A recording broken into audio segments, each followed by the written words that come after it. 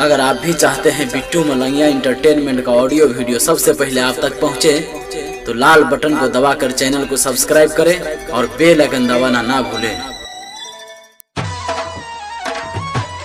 होली है, होली है। अखन अहाँ सब सुन रहल छी बिट्टू मलंगिया इंटरटेनमेंट के।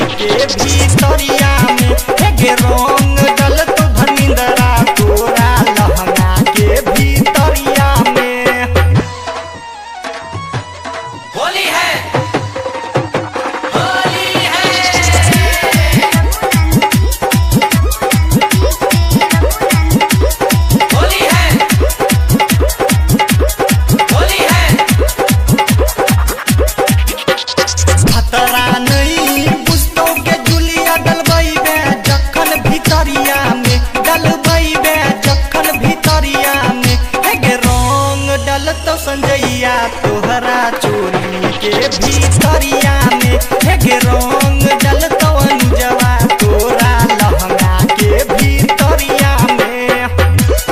होली है, होली है। डीजे बिट्टू मलंगिया मधुबनी।